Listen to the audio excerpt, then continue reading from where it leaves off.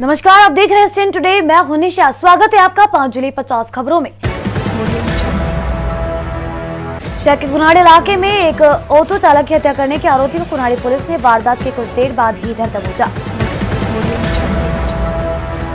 आरोपी दिनेश मीणा ने बुजुर्ग ऑटो चालक पर बैठे से हुए झगड़े के बाद बीच बचाव में दौरान मुंह पर जोरदार पंच मार देता, साथ ही लकड़ियों से भी मारपीट की थी, जिससे बुजुर्ग के सिर व नाक पर गंभीर चोट लगने से उसकी मौत हो गई थी। जानकारी के अनुसार मृतक भावना राम कुनाड़ी इलाके में रहता था। बेटे दिनेश उर्फ बंटी का अपने ममेरे भाई दिनेश से झगड़ा चल रहा था। थर्मल चौराहे पर ये दोनों खड़े हुए थे। उसी दौरान आरोपी ने झगड़ा शुरू कर दिया था। आरोपी भतीजे दिनेश मीणा को वारदात के बाद कुनाड़ी पुलिस ने कुछ देर बाद सकतपुरा से धर दबोचा। उससे पूछताछ की जा रही है। नगर निगम दक्षिण की बंदाधरमपुरा गौशाला में अव्यवस्थाओं की जानकारी मिलने पर मंगलवार को कांग्रेस नेता अमित धारीवाल ने गौशाला का औचक निरीक्षण किया। सूचना मिलते ही नगर निगम के आयुक्त कीर्ति राठौर और निगम के अधिकारी भी मौके पर पहुंच गए।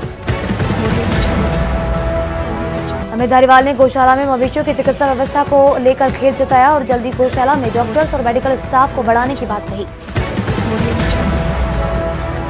वहीं गौशाला के विस्तार को लेकर नगर निगम कोटा की ओर से किए जा रहे कार्यों का अवलोकन भी किया गया और संतोष जताया।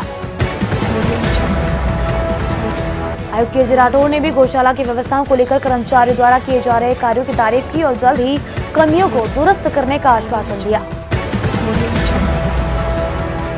वहीं नगर निगम की गौशाला में फैली अव्यवस्थाओं व गायों की मौतों को लेकर दक्षिण मेयर राजीव अग्रवाल ने भी गौशाला का दौरा किया। कोटा कलेक्ट्रेट में 30 लाख की लागत से बने आधुनिक टॉयलेट को जनता के लिए समर्पित किया गया। इसका लोकार्पण कोटा उत्तर नगर निगम मेयर मंजू मेहरा ने किया। मुख्यमंत्री बजट घोषणा के तहत जिला कलेक्टर परिसर में जिले भर से आने वाले लोगों की जनता के लिए आधुनिक शौचालय का निर्माण किया गया। इस कार्यक्रम में जिला कलेक्टर उज्जवल राठौर और कोटा उत्तर नगर निगम के आयुक्त वासुदेव मालावित सहित नगर निगम के प्रशासनिक अधिकारी मौजूद रहे।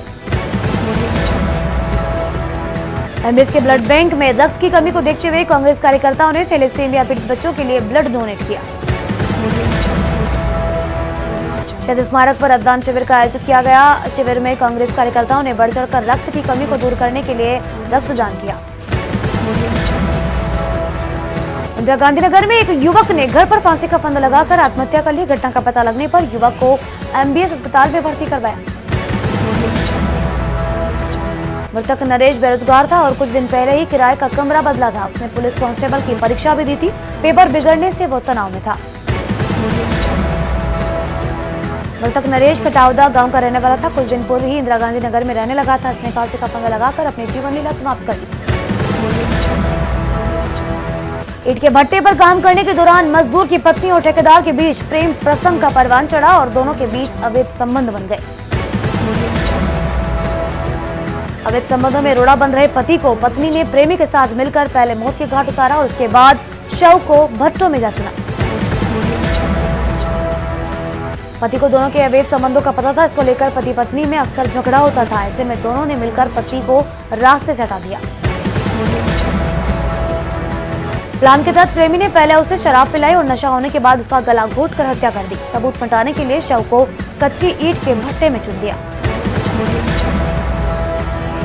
युवक को ईंट भट्टे पर तलाश करने पहुंचे तो भाई को बदबू आई तो पुलिस को सूचना दी। भट्टे को ईंट हटाने पर शव बरामद हुआ। पुलिस ने पत्नी और उसके प्रेमी को गिरफ्तार किया। पुलिस ने मुखबिर की सूचना पर तकनीकी विश्लेषण के आधार पर घटना का पर्दाफाश किया। सोगरा रेलवे स्टेशन पर एक अज्ञात युवक की ट्रेन के कटने से मौत हो गई। मृतक कटावा क्षेत्र के बंबूलिया बरोदिया का अशोक कुमार था। परिजनों के आने के बाद पोस्टमार्टम करवाकर शव परिजनों को सौंप दिया। युवक की सोगरा रेलवे स्टेशन पर कटने से मौत हो गई थी। कोटा के तलवंडी इलाके में एक बार फिर असामाजिक तत्व सक्रिय हो गए हैं। सेक्टर 2 में घर के बाहर खड़ी एक कार के शीशे तोड़ दिए। पीड़ित कार मालिक ने रात को दुकान से आकर कार घर के बाहर खड़ी हुई थी। सुबह दुकान जाने के लिए बाहर निकले तो कार का पीछे वाला शीशा टूटा हुआ था। फ्रंट ग्लास को भी पत्थर से तोड़ने का प्रयास किया गया था, लेकिन बदमाश उसे नहीं तोड़ पाए। पीड़ित सत्यनारायण ने थाने में इसकी शिकायत दी है। स्थानीय निवासियों ने कॉलोनी में लगे सीसीटीवी खंगाले तो 3 दिन पुराना वीडियो सामने आया, जिसमें कुछ शरारती युवक हाथों में डंडा लेकर भागते नजर आए। इस दिन भी गली में एक कार में तोड़फोड़ की गई थी। घटना को लेकर लोगों में रोष व्याप्त है और वह पुलिस से रात्रि गश्त बढ़ाने की मांग कर रहे हैं। जलवाड़ शहर में ओल्टो कार की टक्कर से 2 नर्सिंग छात्र गंभीर रूप से घायल हो गए। घटना NH-52 सिटी 4 लेन की है। नर्सिंग छात्र अनुराग व हरिमोहन बाइक से घर पर लौट रहे थे। इस दौरान हाईवे पर तेज गति से आ रही कार ने बाइक को जोरदार टक्कर मार दी। हादसे में घायल हुए दोनों छात्रों को जिला अस्पताल पहुंचाया। उधर घटना के बाद कार चालक मौके पर ही काम छोड़कर फरार हो गए। ये कार मध्य प्रदेश की बताई जा रही है। पुलिस आरोपी कार चालक की तलाश में जुटी हुई है।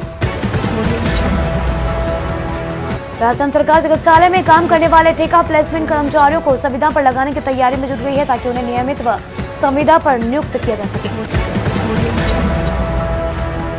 नेशनल अधीक्षक डॉक्टर C.S. सुशील ने बताया कि राज्य सरकार के चिकित्सा शिक्षा विभाग ग्रुप 1 की ओर से सभी चिकित्सकों को आदेश जारी किए हैं। अस्पताल में काम करने वाला ठेका एवं प्लेसमेंट एजेंसी के कर्मचारी जो कि मौजूदा समय में काम कर रहे हैं, उनकी लिस्ट तैयार करके सरकार को भिजवाई जा रही है। 3 दिन बैंक बंद होने के कारण मंगलवार को बैंक के ATM केस विड्रॉल व डिपॉजिट करने वालों की भीड़ लग गई। बैंक बंद होने से ATM भी खाली हो गए। इस कारण पैसे नहीं निकले। लोग कभी इस ब्रांच में तो कभी उस ब्रांच में घूमते नजर आए। छप्पनभोग से लेकर किशोरपुरा एलिवेटेड रोड तक सीसी रोड बनाया जा रहा है, लेकिन काम बेहद धीमी गति से चल रहा है, जिससे लोग काफी परेशान हो रहे हैं। निर्माण की धीमी गति से स्थानीय व्यापारियों के काम धंधे भी चौपट हो कर दिए हैं। यही नहीं, इसके चलते एक्सीडेंट भी काफी हो रहे हैं। रणथंभौर बाग परियोजना में ग्रामीणों ने प्लास्टिक हटाओ हरियाली लाओ अभियान के तहत रणथंभौर के अमरेश्वर वन क्षेत्र में सफाई अभियान चलाकर श्रमदान किया। ग्रामीणों ने करीब 35 किलो प्लास्टिक व पॉलिथीन कचरा एकत्रित कर इसे जंगल परिसर से बाहर लाकर नष्ट किया। 18 माह से ग्रामीण अभियान चला रहे हैं।